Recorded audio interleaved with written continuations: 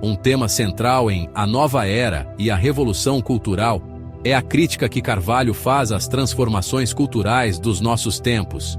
Ele dedicou uma energia intelectual considerável a essa questão. Seu objetivo era desconstruir o que ele denominou Revolução Cultural. Outro alvo de suas críticas foi o gramscismo. Ele acreditava que essas forças estavam, de maneira sutil, minando a civilização ocidental e, principalmente, a nossa sociedade brasileira.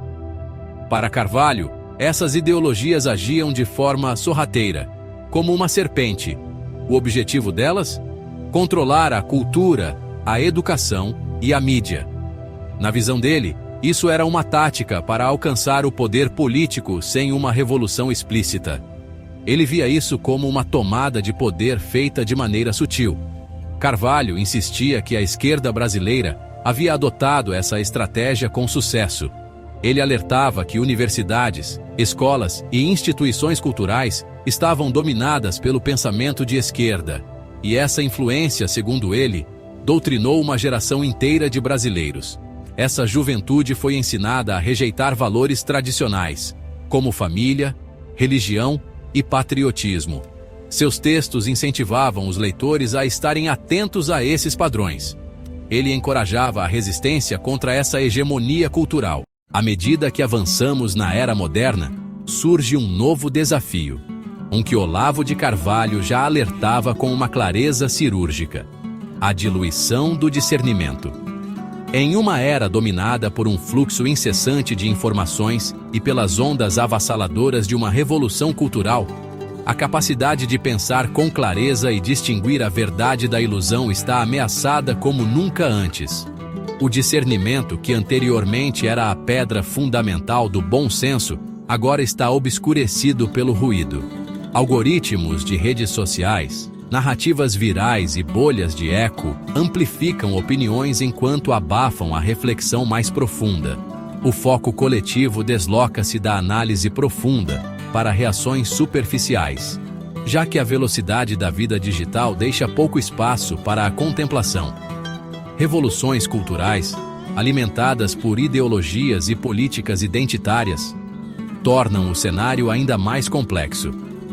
Marcadores tradicionais de verdade e racionalidade são frequentemente descartados como relíquias, substituídos por padrões mutáveis e apelos emocionais. Nesse contexto, as ferramentas da retórica, dialética e lógica apodítica, tão cuidadosamente exploradas por Carvalho, são deixadas de lado em favor de slogans, memes e narrativas simplificadas. Os efeitos reverberam tanto na sociedade quanto no indivíduo. No âmbito social, o enfraquecimento do discernimento gera polarização, pensamento de manada e uma incapacidade de engajar em diálogo genuíno. O debate com nuances cede lugar ao tribalismo, enquanto a busca por compreensão é substituída por uma corrida ao julgamento. Sem o hábito de um pensamento claro e estruturado, tornamo-nos vulneráveis à manipulação e à propaganda. Ansiedade e confusão se instalam à medida que as fronteiras entre fato e ficção se dissolvem. O desenvolvimento pessoal estagna, pois as habilidades necessárias para questionar, analisar e realmente conhecer deixam de ser desenvolvidas. O alerta de Olavo de Carvalho é inequívoco. Se abandonarmos a disciplina do discernimento, corremos o risco de perder não apenas nosso contato com a verdade, mas também nossa liberdade de pensar e escolher por nós mesmos. Diante dos desafios da nova era, resgatar a clareza de pensamento não é apenas um exercício intelectual. É um ato de sobrevivência e autopreservação. A tríade do discurso, retórica, dialética e lógica apodítica, permanece sendo nosso conjunto de ferramentas. Mas, para utilizá-la, é necessário primeiro reconhecer as forças que buscam diluir nosso discernimento e comprometer-se a cultivar os hábitos mentais que nos mantêm ancorados na realidade, mesmo enquanto o mundo se transforma ao nosso redor. Quando o discernimento parece ausente, surge uma ameaça nova, e arrisco dizer, ainda mais perigosa: A subversão da própria razão e da lógica. Esses pilares, que antes eram a base da investigação filosófica e do debate civilizado, hoje são constantemente minados pelas mesmas correntes que moldam a nossa era. Nessa revolução cultural que vivenciamos, argumentos racionais são frequentemente adaptados para se encaixar em narrativas pré-concebidas, ou então descartados como algo obsoleto e ultrapassado. Falácias lógicas, que antes eram prontamente identificadas e corrigidas, agora passam despercebidas, disfarçadas por apelos emocionais e pela mentalidade de grupo. O resultado? Um cenário em que a razão não é mais o nosso guia, mas um mero instrumento, utilizado ou descartado conforme a conveniência da pauta. Os debates nas redes sociais são um exemplo claro disso. Em vez de discutir o mérito da questão, muitos preferem transformar assuntos complexos em memes ou piadas, ou então partir para o ataque pessoal, para desqualificar o interlocutor, especialmente contra quem pensa de modo diferente. O raciocínio mais aprofundado é soterrado pelo tsunami de indignação viral, e a validade da lógica? Esta é medida não pela coerência, mas pelo número de curtidas, de compartilhamentos, ou se está alinhada com a tendência do momento. Até mesmo as instituições que, em tese, deveriam ser os templos do discurso racional, as universidades, a grande mídia, os fóruns de debate, não estão imunes a essa influência. Nesses ambientes, a pressão para se adequar às narrativas dominantes pode resultar em autocensura, desonestidade intelectual, ou pior, a rejeição completa de qualquer debate fundamentado. Nesse contexto, a busca pela verdade se transforma em exceção, dando lugar à corrida por poder ou por reconhecimento social. Olavo de Carvalho já afirmava que, quando a lógica é subvertida, a sociedade perde a capacidade de resolver seus conflitos por meio do diálogo e da conversa franca. As ferramentas da razão tornam-se ineficazes, ou até mesmo bloqueadas, e o caminho para o conhecimento genuíno fica obstruído por ruído e manipulação. Para enfrentar e resistir a essa maré, é necessário resgatar a disciplina do pensamento racional. Não como um luxo ou um passatempo, mas como um verdadeiro escudo contra as forças que pretendem distorcer a realidade. Ao praticar um raciocínio rigoroso, questionar as premissas e exigir honestidade intelectual de nós mesmos e dos que nos cercam, conseguimos manter a chama da lógica acesa, mesmo que o mundo tente apagá-la. No fim das contas, a sobrevivência da razão não é apenas uma questão filosófica. É fundamental para mantermos a liberdade, a verdade e, quem sabe, até proporcionar a possibilidade de um progresso autêntico, que realmente valha a pena. Sob a superfície do cotidiano, uma batalha invisível se desenrola, uma disputa conhecida como a guerra de posições. Diferentemente de um conflito aberto, essa guerra ocorre nos bastidores, de forma estratégica e com uma paciência quase monástica.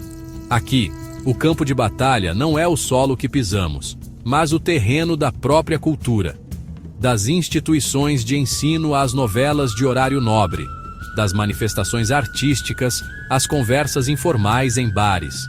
Diversos grupos, cada qual com sua própria visão de mundo, disputam espaço, buscando inserir suas ideias no cerne da sociedade. Eles não se limitam a manifestações ruidosas. Eles influenciam o que é ensinado nas salas de aula, o que se torna sucesso no carnaval, e o que é considerado normal entre amigos e no debate público. Não se trata de um confronto entre exércitos, mas de uma disputa pela mente, pelo coração e, em última instância, pela alma de uma civilização. As táticas são mais sutis que um fio de cabelo. Em vez de ataques diretos, esses grupos formam alianças, contam histórias e disseminam símbolos para transformar a percepção coletiva. Uma frase de impacto que viraliza em um lugar, um meme que se espalha rapidamente em outro. Cada um é um movimento calculado na grande partida pelo domínio cultural. Com o tempo, essas pequenas conquistas vão se acumulando, de maneira discreta, redefinindo o que é possível, o que é aceitável e o que é considerado verdade. Nessa disputa, a influência é o prêmio máximo, o ápice da conquista. Quem prevalece, molda os valores das próximas gerações. Muitas vezes, sem que a sociedade perceba a mudança, até que ela já esteja profundamente enraizada. É um jogo de xadrez, mas em um tabuleiro que a maioria sequer sabe que existe, ou que a partida está em andamento. Compreender essa guerra silenciosa é o primeiro passo para entender as forças mais profundas que movem nossa sociedade. É um convite para ir além das aparências, para questionar a origem de nossas ideias e para que sejamos protagonistas na construção do nosso próprio ambiente cultural. Em um mundo onde a razão e a lógica estão sob ataque, sendo questionadas de todos os lados, a consciência sobre a guerra de posições não é apenas estratégica. É fundamental para quem valoriza a verdade, a liberdade e o futuro do nosso diálogo aberto e construtivo. Por baixo da superfície da guerra cultural, outra força silenciosamente remodela o mundo ao nosso redor. A infiltração e a transformação silenciosa. Diferentemente das revoluções abertas ou das proclamações estridentes, esse processo se desenrola em sussurros, sombras e no gotejar lento de novas ideias em estruturas já estabelecidas.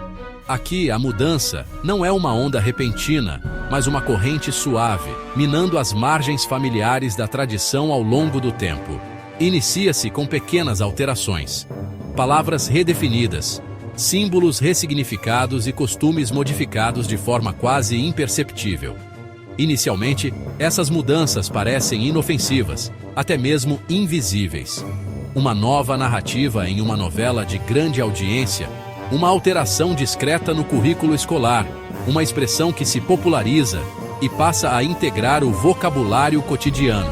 Estas são as sementes, plantadas intencionalmente, tendo a paciência como maior aliada.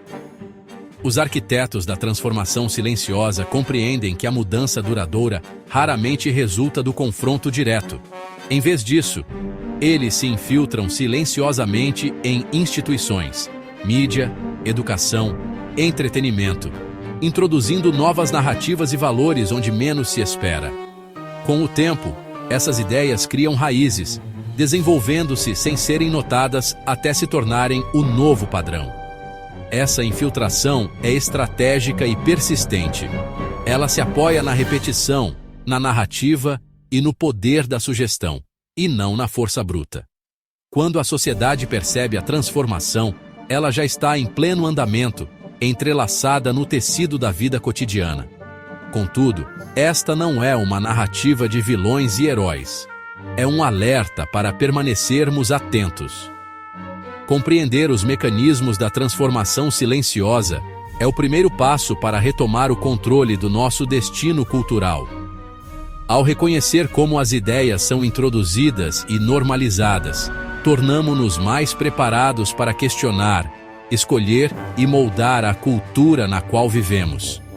Em um mundo onde a mudança frequentemente ocorre sem aviso, o verdadeiro desafio é manter-se vigilante, para perceber a mão invisível que orienta a evolução das ideias e decidir conscientemente quais sementes permitiremos que floresçam. Por trás da superfície da transformação silenciosa, oculta-se uma ameaça ainda mais profunda: o vácuo cultural. Quando os alicerces da memória coletiva de uma sociedade são corroídos, o que permanece é um vazio, uma lacuna onde outrora existiam referências sólidas e significados compartilhados. Esse vácuo não se estabelece de maneira abrupta. Ele se forma gradualmente, à medida que as tradições são questionadas. As narrativas são relegadas ao esquecimento e os símbolos perdem seu significado. Nesse espaço de ausência, a manipulação encontra terreno propício. Sem a âncora de referências sólidas, como nossos heróis, mitos, valores, os indivíduos permanecem à deriva, buscando orientação em meio à incerteza. Novas narrativas, por mais artificiais ou calculadas que sejam, podem enraizar-se rapidamente. As antigas salvaguardas que outrora protegiam a sociedade de transformações radicais desapareceram, substituídas por uma névoa densa de ambiguidade.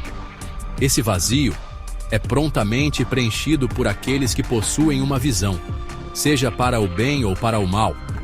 Influenciadores, instituições e ideologias aproveitam a oportunidade para implantar novos valores, redefinir normas e reescrever a história.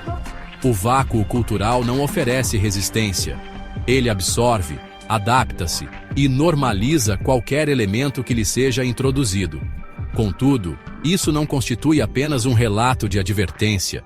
Reconhecer o poder do vácuo cultural é o primeiro passo para resgatar nossa autonomia. Isso nos convida a redescobrir o que realmente possui relevância: nossas histórias, nossos símbolos, nosso senso de pertencimento.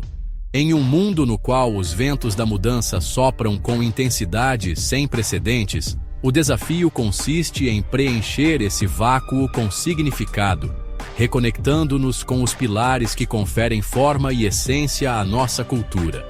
Somente ao compreender o vazio podemos escolher, de maneira deliberada, aquilo que o preencherá posteriormente.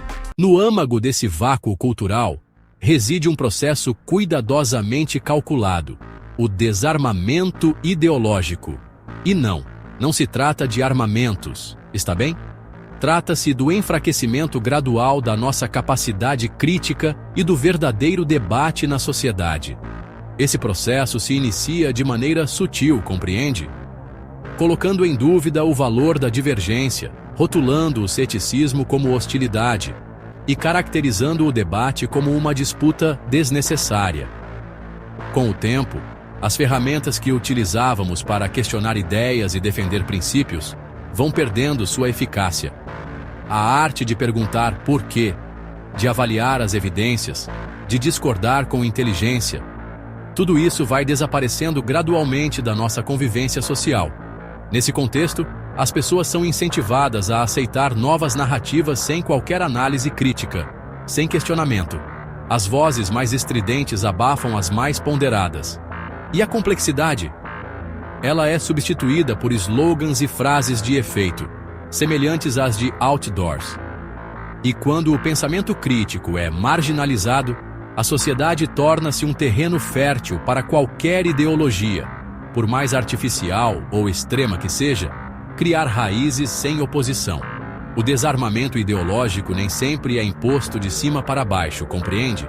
Às vezes, nós mesmos o aceitamos, por puro cansaço, por conveniência ou por receio do isolamento social. O resultado?